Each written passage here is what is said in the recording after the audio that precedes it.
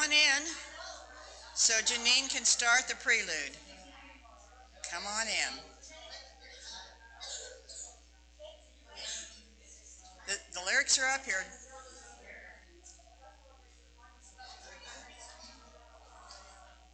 No, that's not what you're supposed to be doing.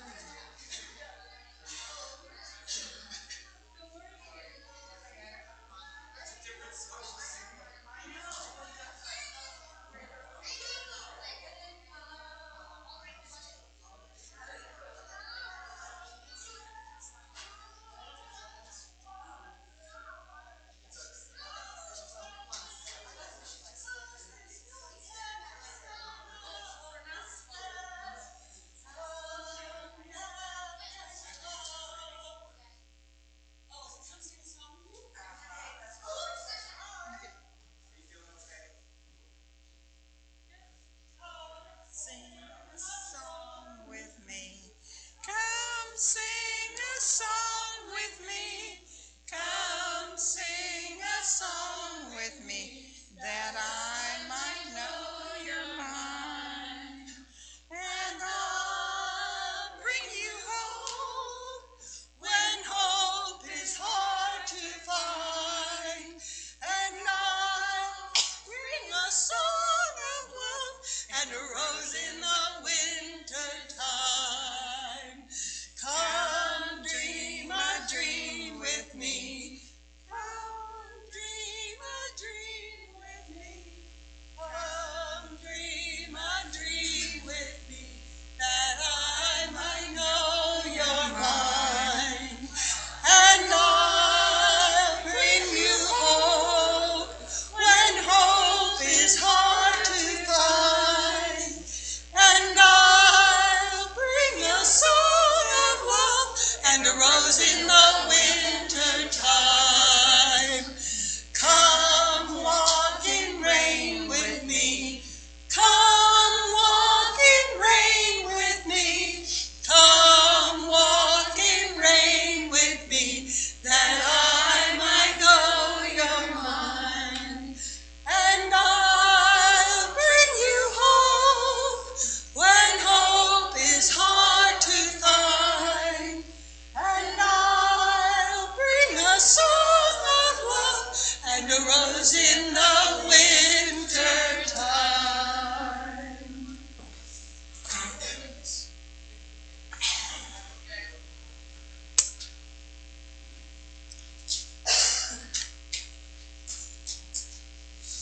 Welcome. I open with these words by the Reverend Dr. Dan Lambert, minister at First UU of the Palm Beaches of North Palm Beach, Florida. Because the daily pressure of life weighs heavily on our minds, on our bodies, and on our spirits, we need a time of Sabbath rest. Because the stresses of our culture often leave us feeling burdened and looking for hope, we need a time of Sabbath rest. Because rest, fun, leisure, and naps help us cope and feel refreshed. We need a time of Sabbath rest. Because we think more clearly, love more freely, and share more joyfully when we are well rested. We need a time of Sabbath rest. Giver of life, help us recognize when we need to stop and care for ourselves. Allow us to enjoy a Sabbath as often as we need one. Allow us to rest without guilt so we may work with more joy. We are thankful for the gift of Sabbath rest. Amen.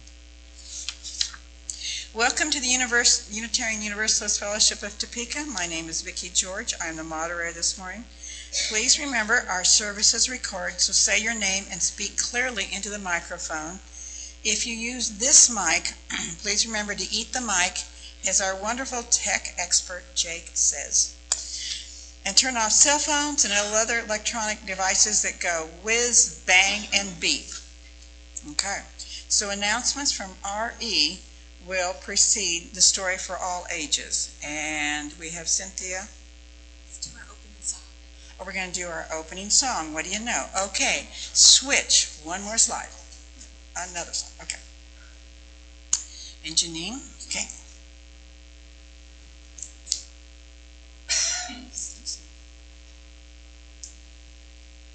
Many of you know this.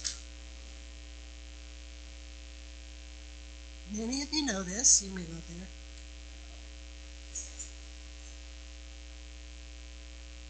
Okay, there we go. Many of you know this, and we're going to try and do it with the two parts. So if you are a strong singer, please sing out. I'm looking at you, Trisha. Should we try? When I breathe in, I breathe in peace. When I breathe out, I breathe out love. When I breathe in, I breathe in peace. When I breathe out, please stand as you're willing and able. I breathe out love. When I breathe in, I breathe in peace. When I breathe out, I breathe out love. Here we go. Breathe in, breathe out, breathe in, breathe out, breathe in. Do that first and then do the announcements.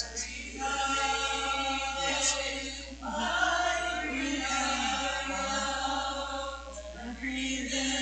Gotcha.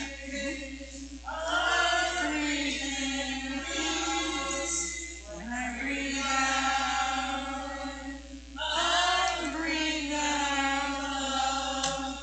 Breathe in, I breathe in peace. When I breathe out, I breathe out love. When I breathe in, I breathe in peace. When I breathe out, I breathe out love. I now welcome Jabel Odgers and her son Eldon to the pulpit for the chalice lighting.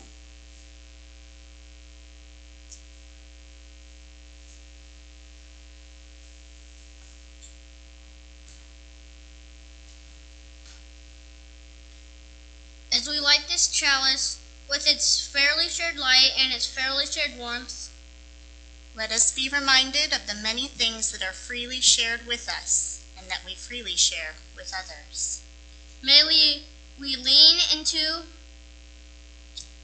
generosity shared from the heart that can warm those around us.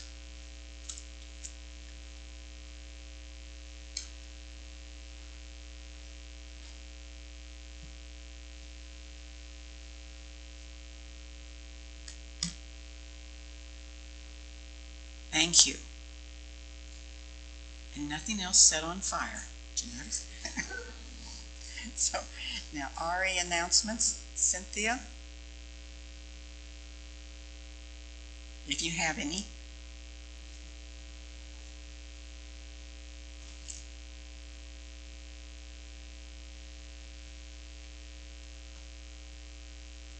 Morning again. Next week is the week that the elementary age, kind of second grade through fifth grade, is going to be going to assist Silverbacks at the old Lundgren School in Oakland.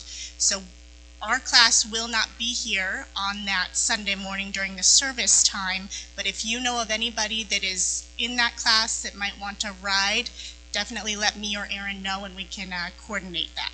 So thank you, and thank you all for your donations. Today's the last day we're collecting the granola bars and water, so we really appreciate all your help.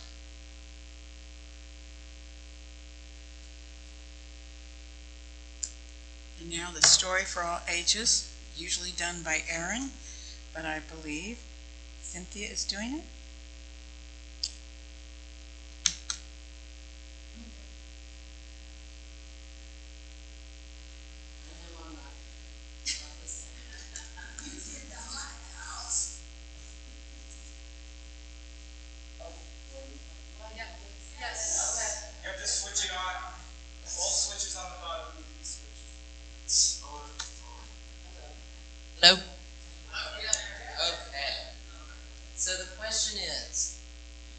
Have you filled your bucket? Oh, have you filled a bucket today? Okay. My daughter will correct me as needed.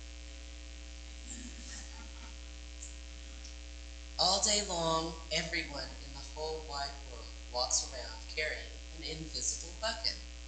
You can't see it, but it's there. You have a bucket. Each member of your family has a bucket. Friends and neighbors all have buckets.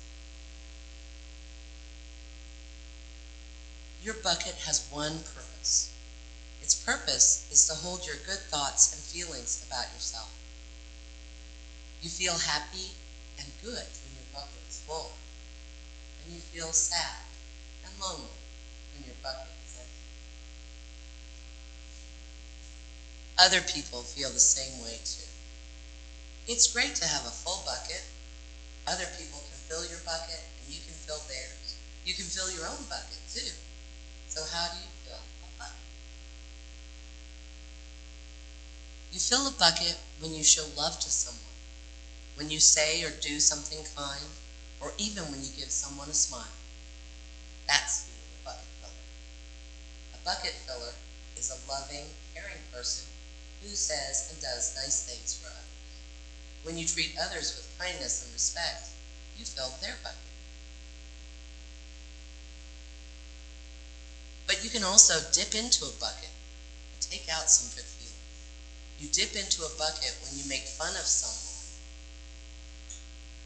when you say or do mean things, or even when you ignore someone else. That's bucket dipping. Bullying is bucket dipping.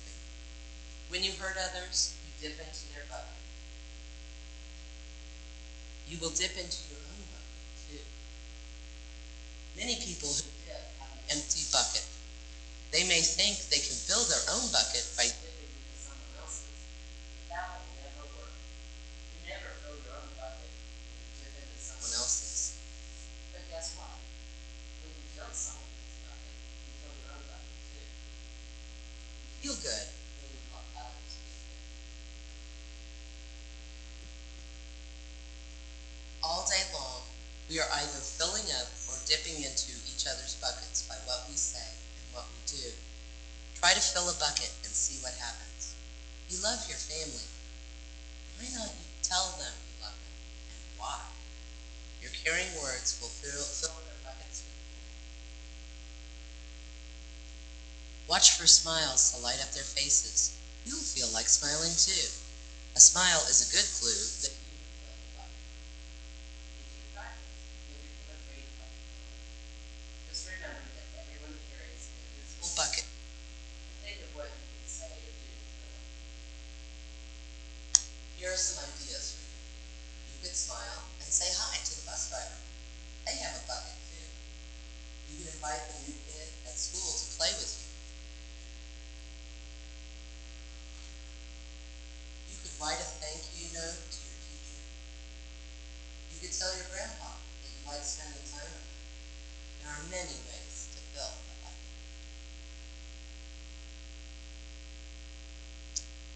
Bucket filling is fun and easy to do. It doesn't matter how young or old you are. When you're a bucket filler, you make your home, your school, and your neighborhood better places for all. Bucket filling makes everyone feel good. So why not decide to be a bucket filler today and every day? Just start each day by saying to yourself, I'm going to do something to fill someone's bucket today. And at the end of each day, ask yourself, did I fill a bucket today? Yes, I did. That's the life of a bucket filler. And that's. Shall we sing? Yes. Light of mine, I'm gonna let it shine. This little light of mine, I'm gonna let it shine. This little light of mine, I'm gonna let it shine, let it shine, let it shine, let it shine. Now, joys and concerns. Walt, do you have any that I've got a couple to announce, but do you have any? Okay, well, Micah, would you care to come to the mic and give a brief dialogue about what's going on with our sweet Aaron?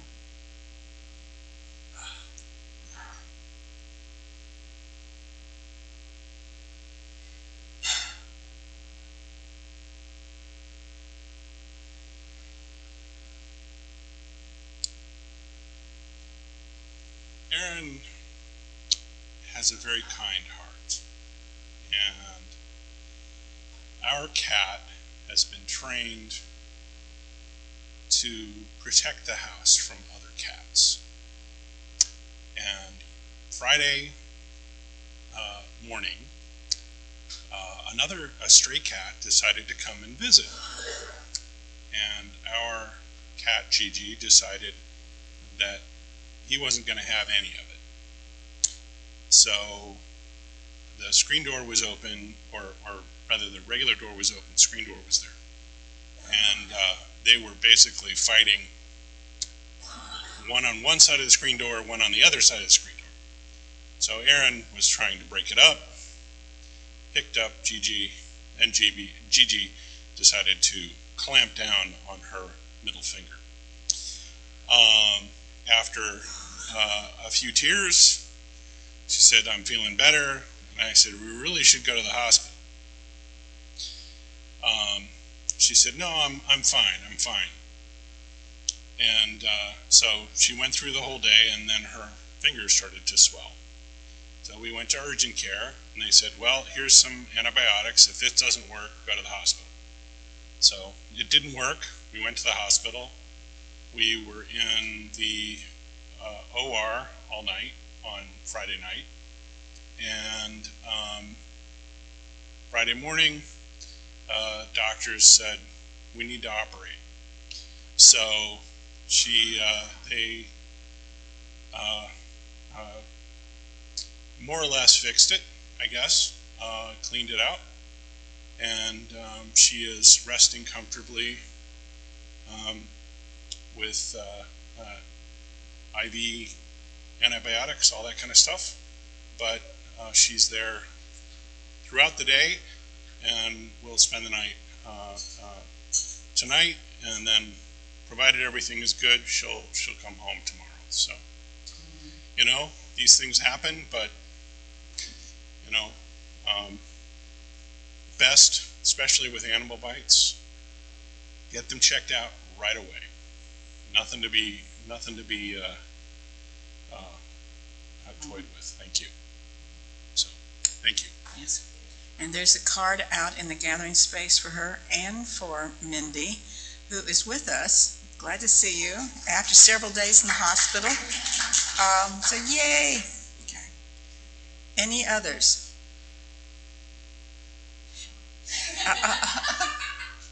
And Jane and I from the membership committee would love to also welcome our two newest members. Pam Alquist, would you please stand, who brings with her a middle school daughter who is in our OWL program, and Carrie Peoples. So yay!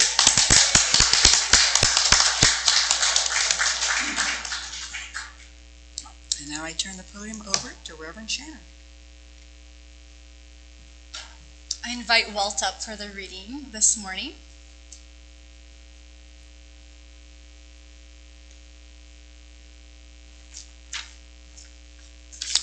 From Genesis chapter 2. Thus the heavens and the earth were completed in all their vast array. By the seventh day God had finished the work God had been doing. So on the seventh day God rested from all work. Then God blessed the seventh day and made it holy.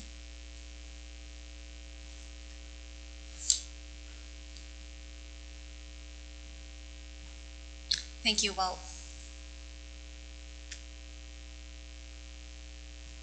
There are free refills.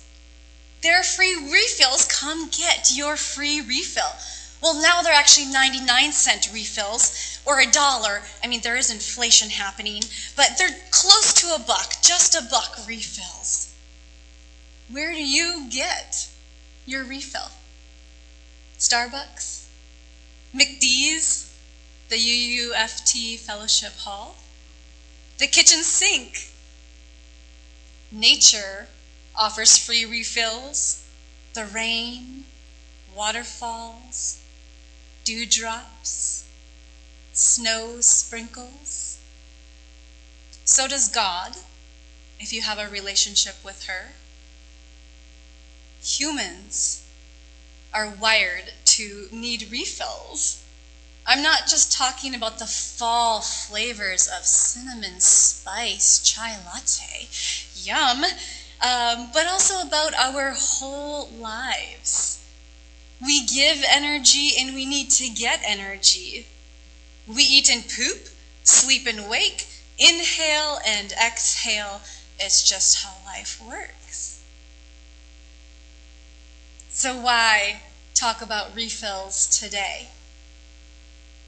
Because the theme for November is generosity, and we can't be generous unless we have something to give.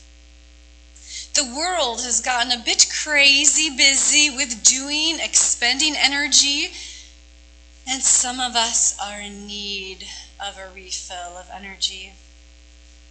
We are approaching the holidays that are rooted in giving and receiving, and some stealing and taking. But we might benefit from considering how we want to participate in this exchange. People used to say, you can't pour from an empty cup. Meaning you've got to get a refill before you can pour for others. It's like that airplane saying you got to put your own mask on first for survival. Are we in survival mode? Sometimes. Sometimes we can do just enough self-care to stay alive, to stay sane, to take a break. We need a friend.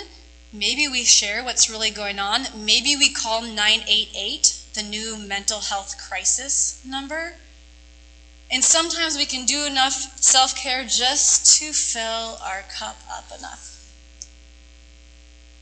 And we can fill each other's cup or bucket by showing kindness beyond what's expected. Generosity is both an attitude and an action of giving what is good for others. And we can give generously if we have an overflowing cup. But who feels like you're living from a continuously empty cup or a half-filled cup? We can get trapped in real or mental scarcity for so long. Everything feels like a struggle, like a have to. We just can't seem to get full again. And we listen to society that says, do this, do that, and we can't hear the Spirit when the Spirit says do. Or when the Spirit says don't do. And when we're running on empty, there are two main things we need. We need real rest, and we need this community. Who here has gotten so tired that we get into habits that are quick, avoidant fixes, the forms of rest that don't quick refill us? I see some hands. We've got forms like scrolling, rolling, cajoling, posting, popping, stowing away emotions, when real rest is self-knowing. Real restful rest is just being with ourselves in our truth. I'm not saying screens, caffeine, and the like are inherently bad. They are really good for some things.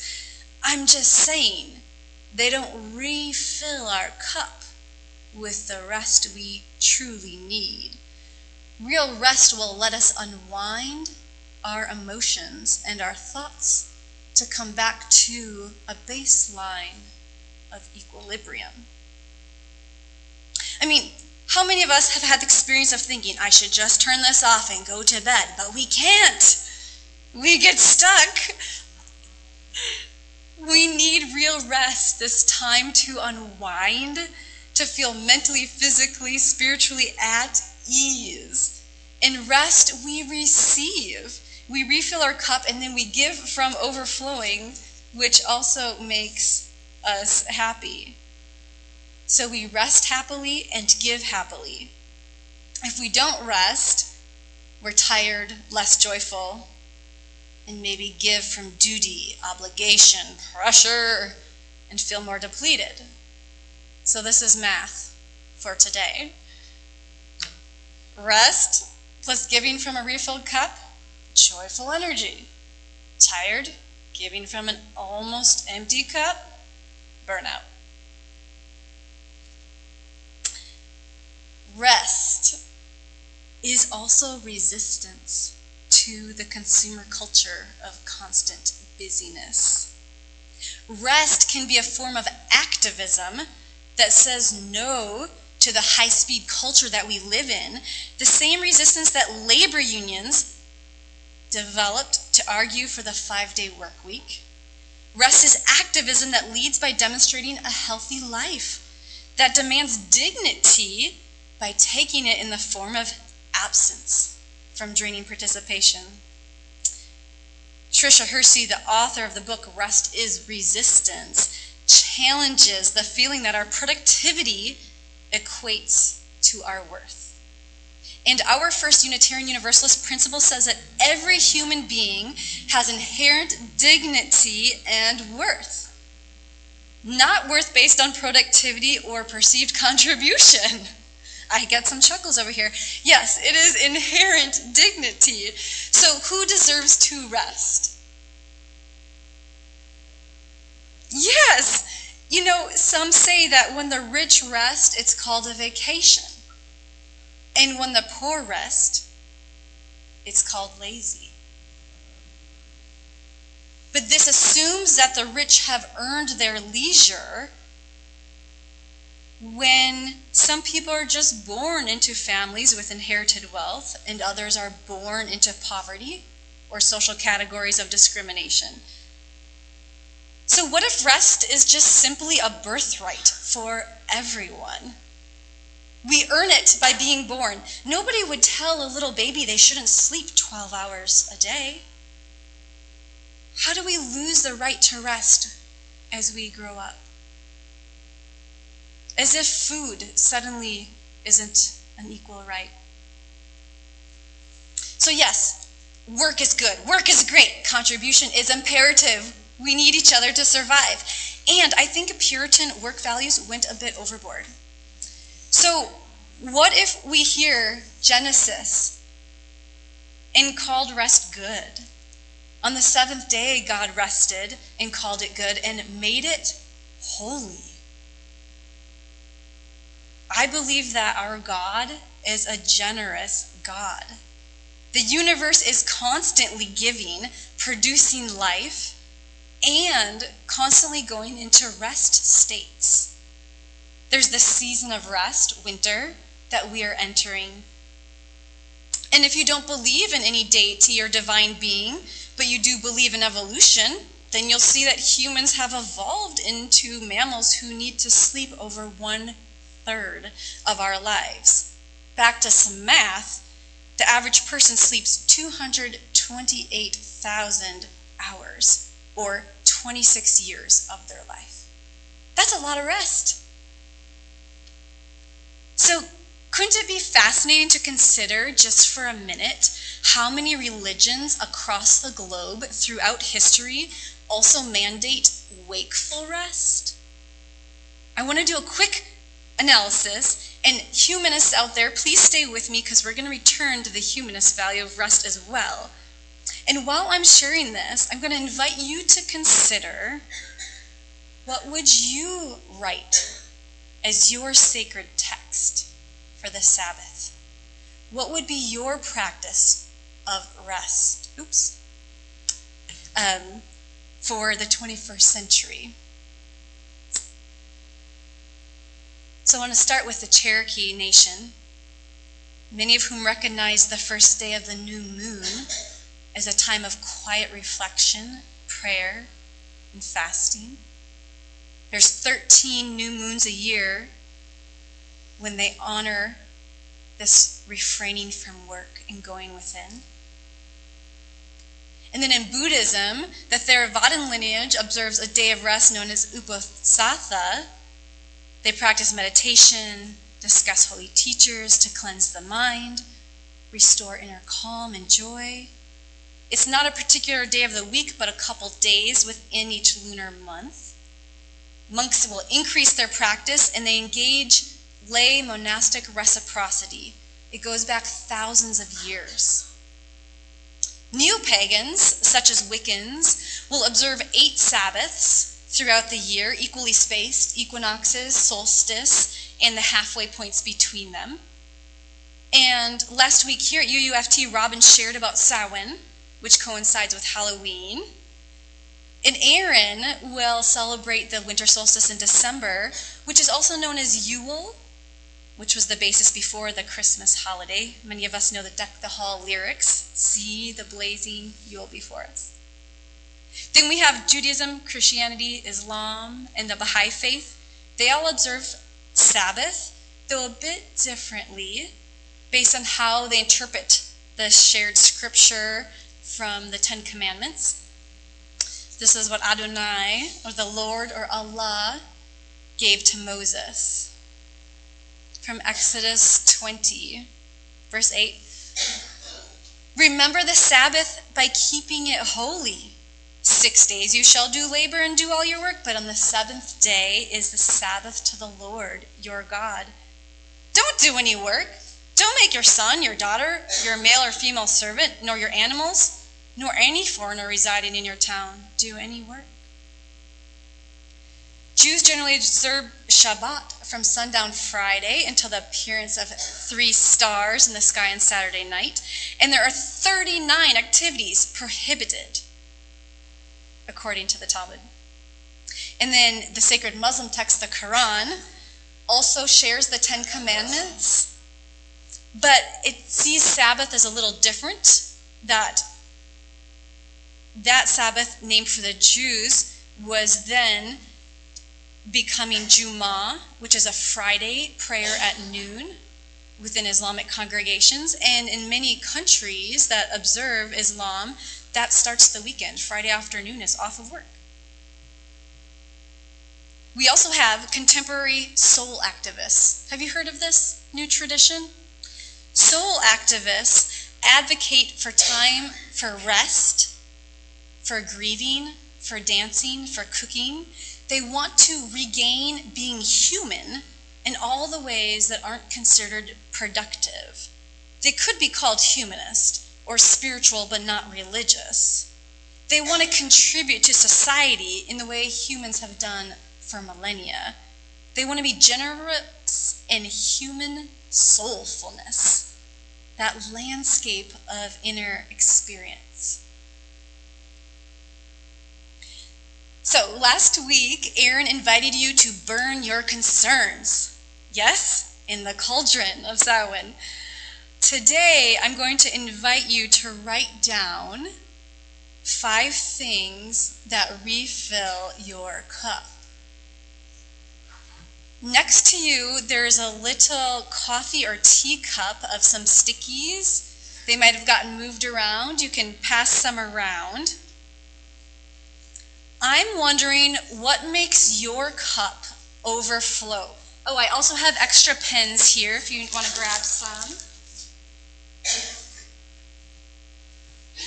I'm gonna give us like a minute of silence because I want you to think about activities, people, special places you go, anything that just makes you feel alive, totally filled up. And you can write some down on the stickies, and then I'll be back in a minute. Here's one for you. Thank you. Anybody else? Yes. These are very long.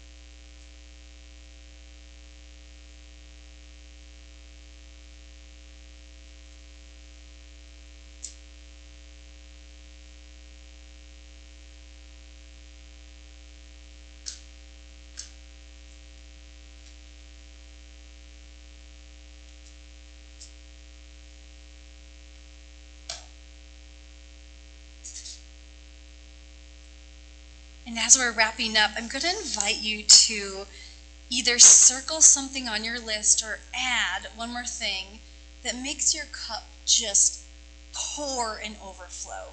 The thing that you would say just brings a grin to your face so big your cheeks hurt. What's that thing?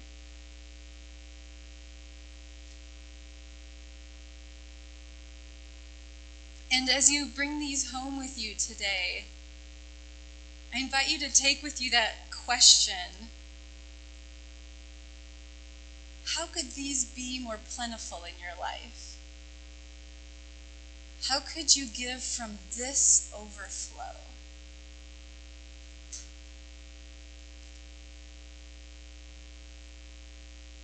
Okay, here's part 2. It's shorter. I said we need 2 things to be generous. One is real rest, real Sabbath, and the other is community. Can't go it alone. Has anyone here ever been in neck-high debt? Or had a plate that was way, way too full? Or been socked with crisis after crisis after crisis? When life just gets too busy too fast, it may seem like not only can we not get ahead, we cannot even keep up. And rest isn't an option. As in, it doesn't feel like there's time, or there's so much anxiety we can't find a way to sit still, and we need community care. We need to go beyond self-care to community care, and we need those whose cups are overflowing to share their abundance of time, care, and resources. So we band together, create social support, and become a spiritual family. Congregations can be the balance that doesn't often exist in society. A living community of horizontal generosity. Here at UUFT, our pastoral care team is incredible, arranging rides and food and checking in. And congregation members can become the family that's absent, like when blood relatives aren't around and somebody needs a babysitter. Generosity is never an individual's action. Somebody actually has to receive in order for somebody else to practice generosity. So by receiving, you create the opportunity for the giver, which uplifts everyone. We can also be gracious, generous receivers. Groups create health by sharing. That is how humans have survived through millennia. Generosity used to mean this monetary giving by the noble class, but today we understand it's not a top-down scheme. It's so horizontal. The UUA, that's the Unitarian Universalist Association, commission on Article 2 says that generosity is not just about sharing monetary resources, but also sharing our faith and our presence. The philosopher Simone Weil said, "Attention is the rarest and purest form of generosity." So if we think of generous giving from our overflow, we give our joy, our resources, time, attention, compassion, presence, our listening, our receiving, our participation, our truth. We might also give generously our patience as others learn from us and about each other. You can give people generous space to say yes or no to your requests, your invitation. We can be generous with accepting another person's no. So did anyone write down on their sticky note, "I love to be told what to do"? No? Okay, I don't see any hands. Sometimes people call it voluntelling. Erin wrote in her newsletter this week that the RE community is full of people who offer without being pressured. And I think that's a beautiful way to give generously into community. We want to give from what we readily have to share, not expecting from each other unless it's like an essential need or an issue of equity. When I was first writing this talk, I accidentally wrote down that we should get from an overflowing cup instead of give from the overflowing cup. Then I thought about it and I realized that's also true. If we could get from each other's overflow and ask from each other's overflow, not the very bottom of an empty cup, that could be incredible. So I just have a few things to share that are generous listening pieces that fill my cup. And then I'm going to ask you again, what fills your cup? I love when people say, would you like to? Would you be excited to? Would you really enjoy? And if people decline or seem to have a different perspective, we can get curious instead of judgmental. Each culture and person has a way of being generous with their words, their nonverbals, touch, and space.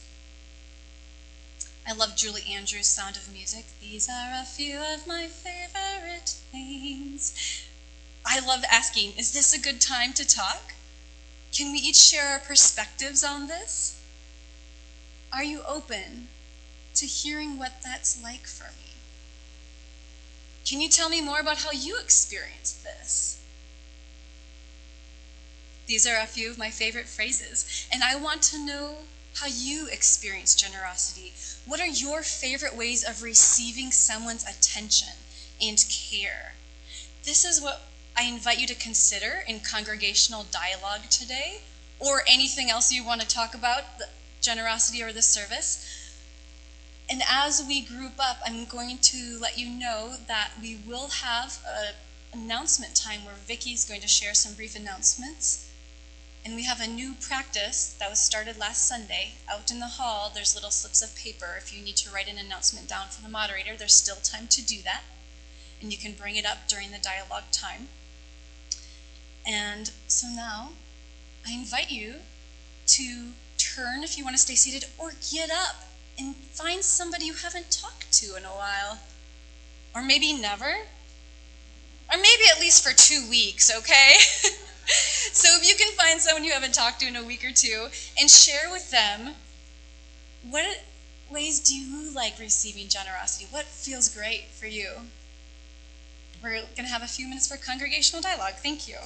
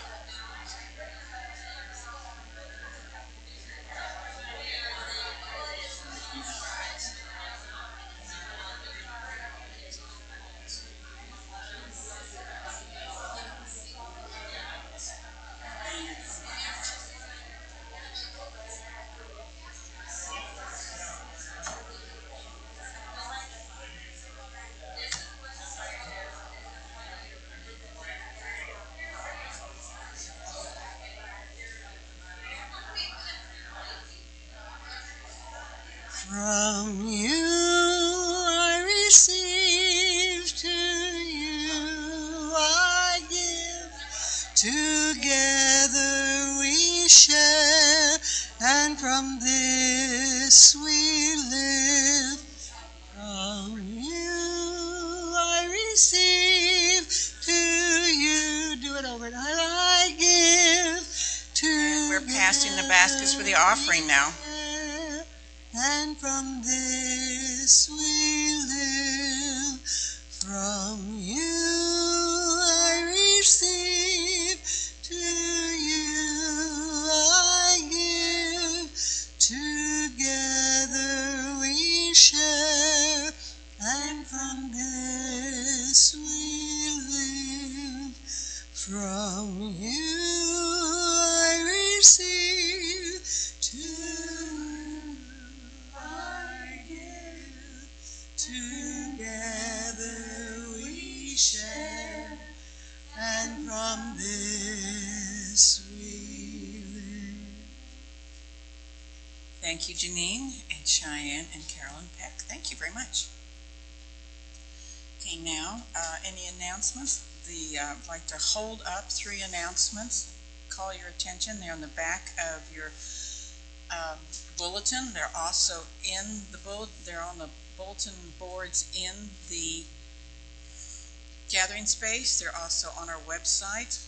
And that would be 3 things. Of course, this is near and dear to my heart. We have sign-up sheets for the perfect potluck for Thanksgiving dinner, and your coordinator is UUFT, all caps. The password is UUFT, small caps. Why do we do that? Because anybody that's then organizing the meals can find the history. It does not just tied to me. So they're out there. Sign up. You can do it on paper out there, or you can do it online. I'd like to call your attention to the Minister's Tea Time, which is open with Reverend Shannon, starting at 1:30. So if anybody's not had the opportunity to have some tea time with her, she is available today. And number 3, next Saturday, when I lift up at 10 a.m., the Tech Clinic, Emerson Library, Jake and David will help you with anything that's tech related. Those of us that have come many, many times for teams, they're dragging us and pulling us behind, but by golly, we're getting there. We're getting there. And then I've had a written announcement given to me by Martha over there. In the afternoon of November 19th, there will be a renters forum at the library to discuss issues with landlords in Topeka. And I think you're going to try and get the times to us by next week. It'll be in the afternoon of the 19th. So, closing song.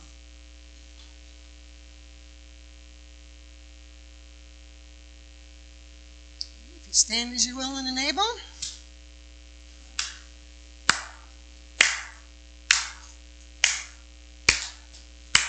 You gotta do when the Spirit says do. You gotta do when the Spirit says do. When the Spirit says do, you gotta do. Oh Lord, you gotta do when the Spirit says do. Spirit says do. Spirit says do. Spirit says do. Spirit says do. Spirit says do. We got the note. Okay, whatever. Okay. You Gotta sing. Sing when the Spirit says sing. You gotta sing when the Spirit says sing. When the Spirit says sing, you gotta sing. Oh Lord, you gotta sing when the Spirit says sing. Spirit says sing. Spirit says sing. Let's go with the next one. You gotta dance when the Spirit says dance. You gotta dance when the Spirit says dance. When the Spirit says dance, you gotta dance. Oh Lord, you gotta dance when the Spirit says dance. Spirit says dance. Keep it going. Spirit says dance. Spirit says dance. Get ready? You gotta laugh when the Spirit says laugh. You gotta laugh when the Spirit says laugh. When the Spirit says laugh, you gotta laugh. Oh Lord, you gotta laugh when the Spirit says laugh. Spirit says life. Spirit says life. Spirit says life. You gotta rest when the Spirit says rest. You gotta rest when the Spirit says rest. When the Spirit says rest, you gotta rest. Oh Lord, you gotta rest when the Spirit says rest. Spirit says rest. Spirit says rest. Spirit says rest. You gotta do when the Spirit says do. You gotta do when the Spirit says do. When the Spirit says do, you gotta do. Oh Lord, you gotta do when the Spirit says do. You gotta do when the Spirit says do. Thank you.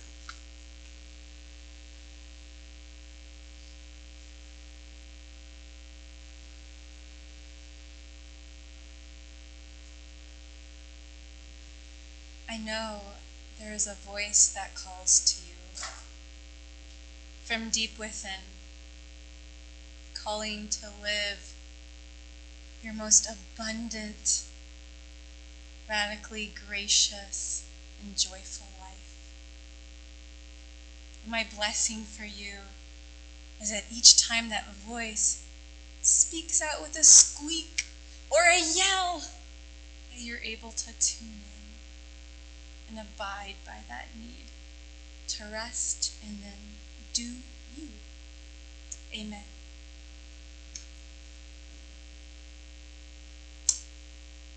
With these words, I extinguish the chalice. We extinguish this flame, but not the light of truth, the warmth of community, or the fire of commitment. These we carry in our hearts until we are together again. Blessed be, and go have coffee and sign up for the Thanksgiving potluck.